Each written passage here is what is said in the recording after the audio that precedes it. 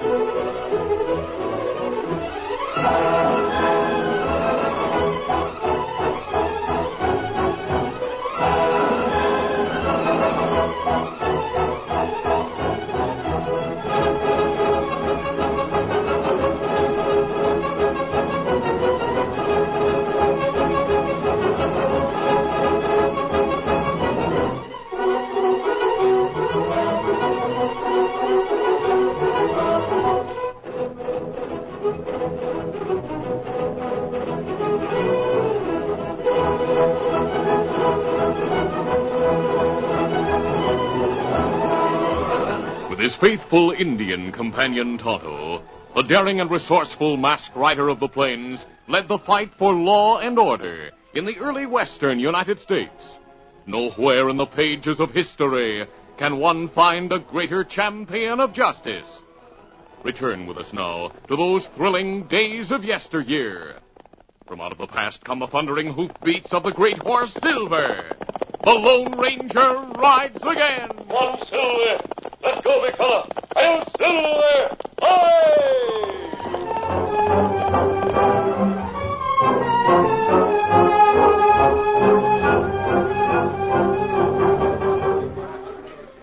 Buck Miles and his 4 followers sat at a table in a cafe in Rock Point.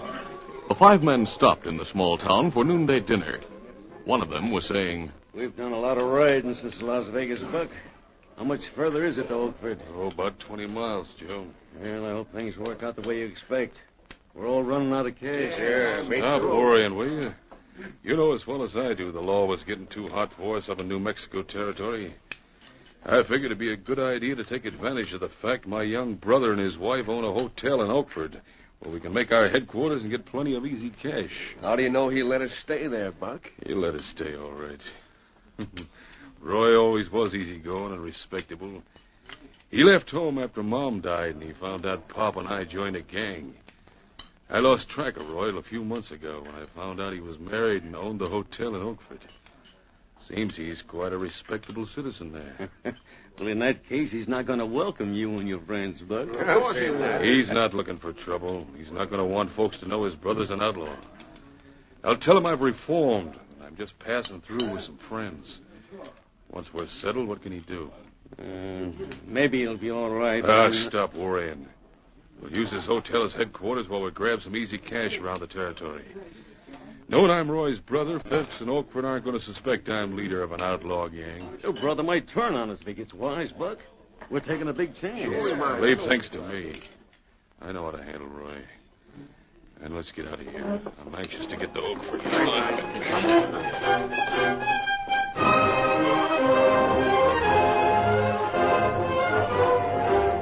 Buck convinced his brother Roy that he and his friends were in Oakford on business. But during the weeks that followed, the territory near Oakford was terrorized by frequent robberies and killings. The gang's operations were the main topic of conversation in the cafe. I hear the stage from Vegas was held up and robbed again yesterday morning. Seems like every time I come into town, I hear of another robbery. The law hasn't been able to get a line on the outlaws. The gang sure has a smart leader. Yeah. That's right. Say the sheriff and his men are plumb tuckered out trying to track the gang. I've gone out with several of the posses, but it seems useless riding around wearing yourself out and getting nowhere. Well, I know how you feel, but something has to be done. We're doing all we can. And I, for one, will keep on until those ornery outlaws are caught.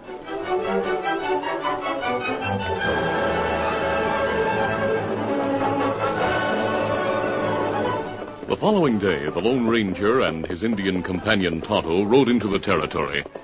As they moved leisurely along the trail toward Oakford, the masked man was saying, "It's strange that outlaws have terrorized this territory for weeks, yet no one has been able to find them. They seem to know when and where to strike. That might mean the leader is someone living in or near Oakford." That's right. We'll find a convenient campsite, then we'll try to find that gang's trail. Come on, Silver.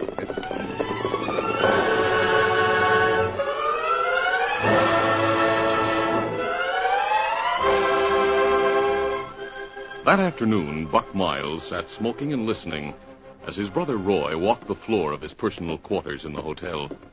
Roy was talking heatedly. Buck, I'm sure you and those friends of yours are the ones responsible for what's been going on around here. Don't say something you can't prove, Roy. Maybe I can prove it. I've noticed every time you and those men are away from the hotel for any length of time, there's a robbery. I hoped you'd changed, but it's evident that you haven't. I want you and those men to leave the hotel. I wouldn't talk like that if I were you, Roy. It isn't healthy. Before you came here, I was a respected citizen of Oakford. You still are, aren't you? How long would it last if they found out my own brother is the leader of the outlaw gang the whole town's talking about? If they do find out, Roy, maybe you'll go to jail for harboring criminals or something like that. Then it's true. What you said just now proves you and those men are the outlaws. Don't get so excited. I've a good mind to go to the sheriff. Go ahead. That wife of yours will make a mighty pretty widow, Roy. Now just keep your mouth shut or take the consequences. We won't hang around much longer, and you can rest easy. I'm going to the cafe a while. Remember, keep your mouth shut.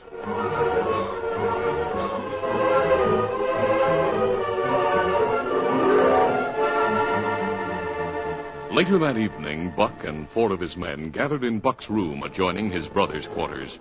Joe asked, "Where's Blinky?" I sent him to the next town to try to line up something for us. He'll be back before long. Joe, tell the others what you've lined up. Well, the mining office is sending a payroll out of here tomorrow.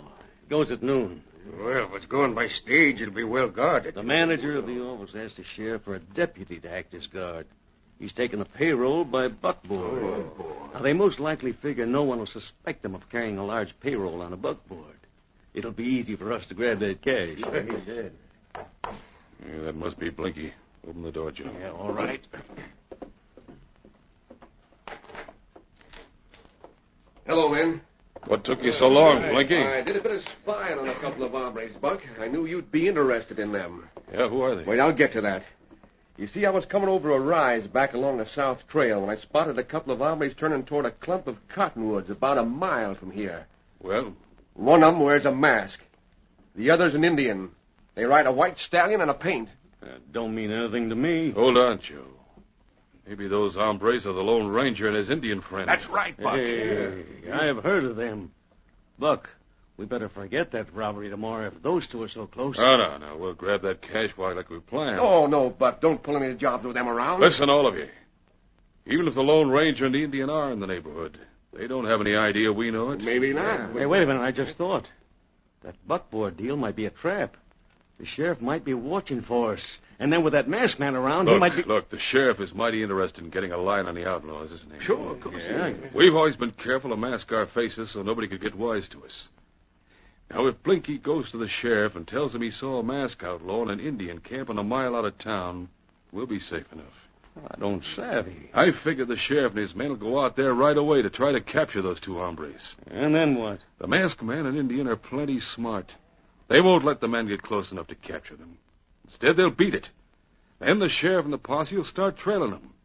While they're out trying to catch the Lone Ranger and his Indian friend, we'll move in and grab that payroll, savvy? Hey, good to me. Now, Blinky, go tell the sheriff about the 2 outlaws you saw.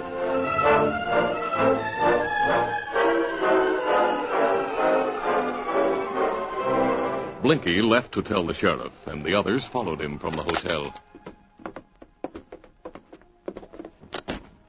They were just in time to see a familiar figure ride hurriedly away from the hitch rack. Hey, Buck, that looks like your brother. Yeah, he's heading for the South Trail, too. He must have been in the next room and overheard what we said. He's sure to have heard of the Lone Ranger. I figure he's going to warn him. Sure. Yeah, that's right. Joe, you and I'll follow him. All right. We'll meet you three at the cafe when we get back. Sure. Come on, Joe. Yeah. All right, steady there. Get up. Come on. Come on, get up there. Get up.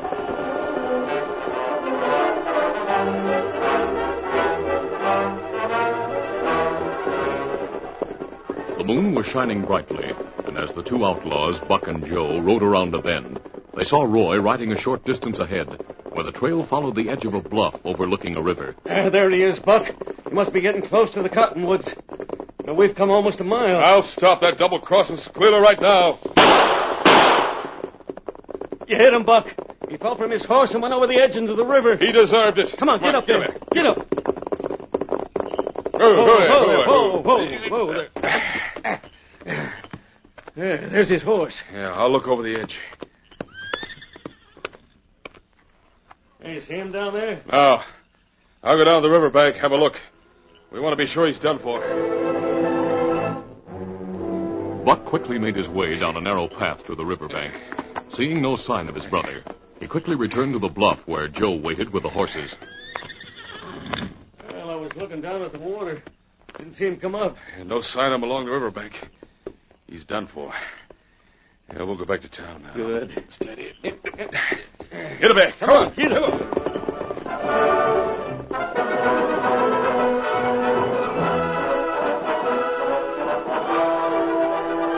Meanwhile, at their camp, the Lone Ranger and Tonto, who had been searching the hills for some trace of the gang, returned to the clump of cottonwoods, just in time to hear the two distant shots. They immediately set out to investigate. Easy, steady, big fellow. Easy, fella. Come on, Silver. Come on, Scout.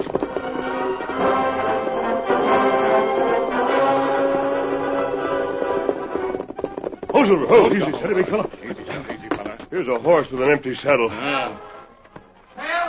Someone down there, Kemosabe? Tonto, I think I see a figure lying in that narrow stretch of beach to the left of the bluff, near the bend. Come on. Quickly, the masked man and Indian left the bluff and hurried to the place the Lone Ranger had indicated. They approached the figure lying there. He's still alive. He's been in the water. They shot me. Fell into the river. Managed to swim underwater. Hide among the reeds beyond the bluff. When they left, I Easy. Take it easy, fella. Tonto, he has a shoulder wound. It's not bad. You're the masked man. I came to... Please, don't try to talk now. We'll take you to our camp and bandage your shoulder.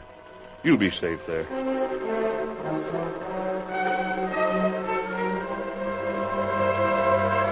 A short time later, they reached camp and bandaged Roy's shoulder. He told them what he had overheard and about his brother being the gang leader. When he finished, the Lone Ranger asked, Roy, why didn't you tell the sheriff about your brother? Buck threatened to kill me, and I didn't have proof. I came to warn you about the sheriff coming here. Well, thanks. I heard of you and knew you could help. The gang can be caught red-handed tomorrow when they hold up the buckboard with the payroll. Kemosabe. Yes, Look. Horsemen come over rise, back along trail. must be the sheriff and a posse. We have planned to give them a good reception.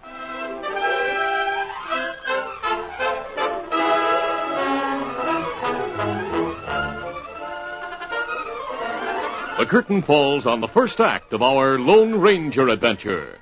Before the next exciting scenes, please permit us to pause for just a few moments.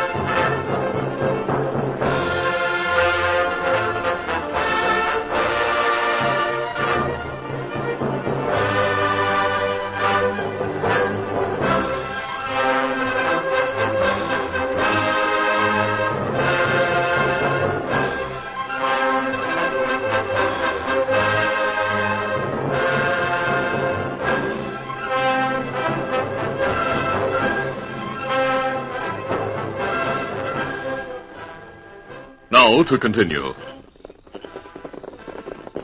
The sheriff, with a small posse of 6 men, soon approached the campsite.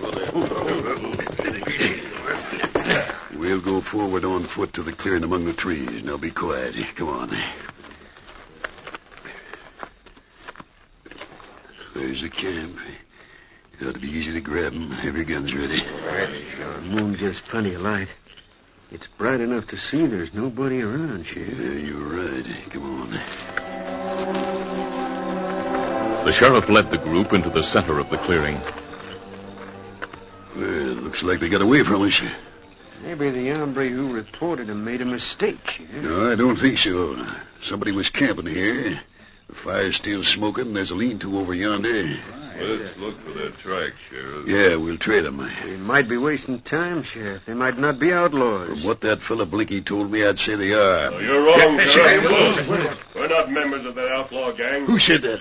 Where is he? I'm covering you from behind this big tree over here. You're also covered from across the clearing. Now reach, everybody. There's 6 of us to 2 of them, Sheriff. We can't see him, but they can see us. Also, they have the drop on us. You better reach, men. Yeah, all right. Walk over this way, Sheriff. I'll walk to meet you. Keep your hands up or my friends will fire. I want to talk to you. Reckon I might as well. Thanks, Sheriff. You aren't going to get away with this, Missy. We had to do it this way for our own safety. We could have shot you as you came into the clearing. Yeah, that's right. We learned you were coming here, so we took our horses back among the trees. Here, Silver, Scout. Well, a big white stallion in a paint, eh? Where's the rest of the gang? There's no gang. I have 2 friends across the clearing. Now, have your men drop their guns, and I'll let you see them. Better drop your guns, men. The sheriff and his men reluctantly dropped their guns. Then the Lone Ranger called. Tonto, you and the young man step into the clearing. The sheriff and the others watched as Tonto and Roy, each holding guns, stepped into the bright moonlight at the opposite end of the clearing. Say, that's Roy Miles. Roy and Tonto slowly approached, keeping their guns in readiness. Hello, Sheriff. You were hurt. Roy, what's the meaning of this? How come Don't get excited, Sheriff. These 2 men are friends, not outlaws. You ought to know who they are, especially the masked man. Maybe so. Now look closely. The masked man, the white stallion named Silver, an Indian named Tonto. In fact, the reason I'm here is because I wanted to warn the Lone Ranger. Hey, hold on. Did you say the Lone Ranger? That's right. Well, doggone, I should have known. Say, men, this hombre's a friend. I know all about him. Thanks, Sheriff. We'll holster our guns now. But what's this all about? How come Roy's wounded and here with you? I'll explain all that to you, Sheriff. Then I'll discuss a plan to capture the outlaws you've been hunting. I'm certain we'll be able to catch them red-handed.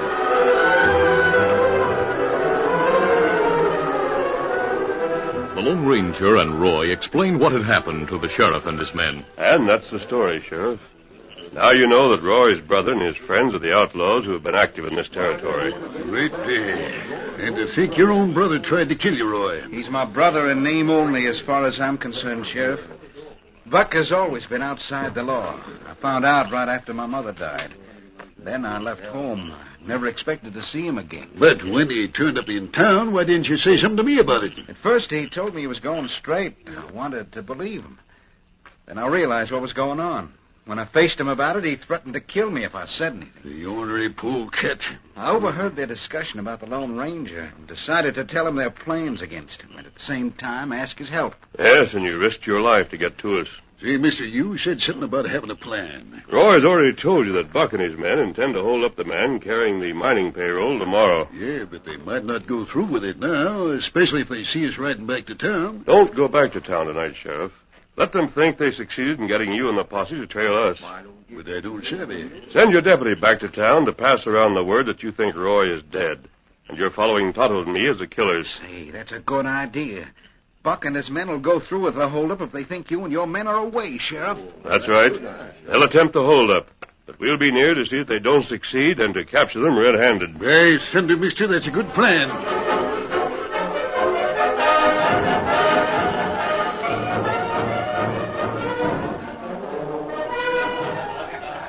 Later that same night, Buck Miles was at a table with Joe and Blinky in the cafe when the deputy entered. Hey, look, Buck. There's the sheriff's deputy. The posse must have come back to town already. Yeah, he's heading this way. I'll do the talking. I've been looking for you, Mr. Miles. Oh, what for? I brought bad news. Go on. It's about your brother Roy. We found his horse on the trail along the river. We figure something must have happened to him. No. Poor Roy. The sheriff thinks the masked man and Indian are responsible. Their camp was nearby. Did you catch those polecats? No, but the sheriff says to tell you he'll keep the posse after them until they are caught. Good. They ought to be hanged when they are caught. It was nice of you to come all the way back to bring the news. Why, I was coming into town anyway. I have a very important job to do in the morning. I'm sure sorry about your brother. Thanks. It's hard to believe. Somebody has to tell Roy's wife. Oh, I already told her. She's staying with the sheriff's wife tonight. Oh. Let's get back to the hotel, man. News about poor Roy kind of upset me.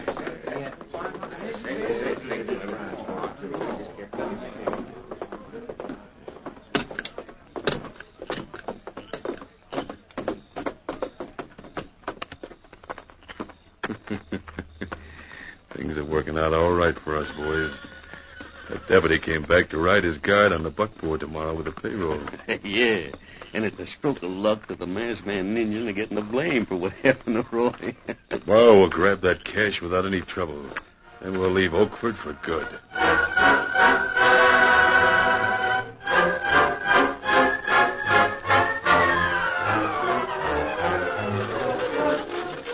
The following day, the mining office manager and the deputy rode the buckboard along the trail from town. Get up there. Go on. Get up. It shouldn't take us very long to reach the mine. Sooner the better. I'll be mighty relieved we get the payroll there safely. Nobody in town's supposed to know you're carrying the payroll. That's right, but... Look, horsemen come from behind those big boulders ahead. Hey, they're outlaws. No use shooting to draw their fire, and there are too many boys. I was afraid this would happen. Better stop. They're known to be killers. Whoa there, whoa. Whoa there. All right, reach him here. Yeah, what do we do? Do as he says, quick. All right, we're reaching, mister. Kick that black satchel that's laying to your feet. Shove it off the buckboard and hurry. Black satchel? Sure. I'll get the satchel, man. And we'll... Hey, look, a posse. All right, let him have it. Steady, easy. We better make a run for it. We can't. We'll have to fight them off. For a few moments, the outlaws fought back furiously. The men of the posse spread out and rode forward in a semicircle. Buck shouted encouragement to his men. Drive them back! Blast them, men! Then the crook saw a masked man and Indian forging ahead of the posse with guns blazing. Oh, my elbow! Joe yelled with pain as a bullet struck his arm. Get him off, please. Don't let him get away. They're not going to get me. Get him back. Wait, Buck. Wait for me. Oh! The man on the big roan is leaving. I'll get him. Come on, Silver. The great white stallion Silver knew he must catch the big roan ahead, and he exerted every effort to close the gap between them. Come on, Silver. Faster, big fella. 3 more shots rang out, and the bullets whined uncomfortably close to the masked man. But his galloping horse had spoiled Buck's aim. The Lone Ranger now realized Buck's gun was empty. He swung his lariat above his head, then with unerring aim, threw it so that the noose fell over the shoulders of the man on the roan. Hold, Silver, hold back! The intelligent Silver stopped quickly and braced himself to hold the rope taut. Easy, steady, big fella. Hey, the fall of my horse hurt my shoulder. Don't shoot. No need wasting bullets on you. A rope will do when the proper time comes. Now get up.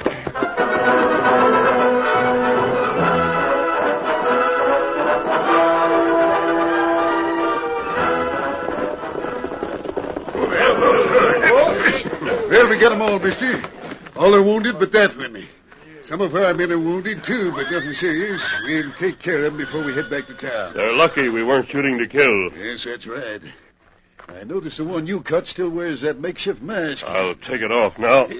Hey, that's Roy Miles' brother. Yeah, and he was the lead in that gang. I found that out last night. The masked man told me. How did he know? I see my friend Tonto riding this way with someone who will explain. Oh, Roy. I thought he was dead. Roy is dead. This is a trick, but... It's no trick. Sure you thought I was dead, because you and Buck tried to kill me last night. The masked man and Indian found me and helped me. You low-down sneak.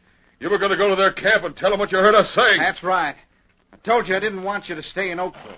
You never were any good. You're a disgrace to the name of Miles. Roy Miles and his wife are liked a lot in town, and the fact that his brother is a crook and a killer won't be held against him.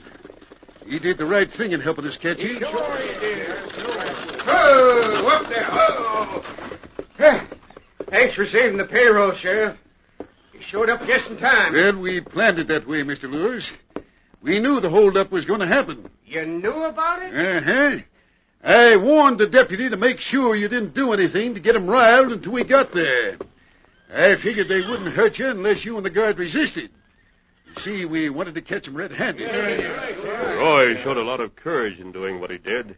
He knew he was risking his life. Roy deserves a vote of thanks from all of us. Sheriff, I don't know. I'll see you again sometime. We're heading west now to Pecos. Adios. Adios, everybody. Adios. Steady, big fella. Come on, Silver! Count! Man alive, he sure is great. Yep, he sure is, Roy. One of the greatest. But who is that masked man? Why'd you let him ride away? I'd hate to try to stop him if he didn't want to be stopped, Mr. Lewis. Yes, sir, there goes one of the greatest hombres in the West. He's the Lone Ranger.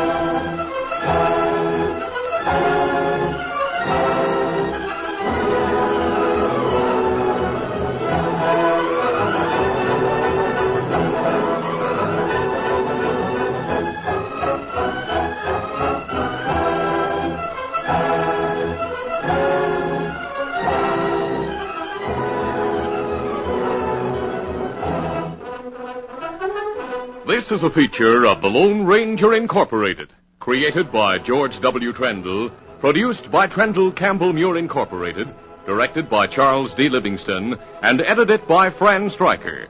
The part of the Lone Ranger is played by Brace Beamer.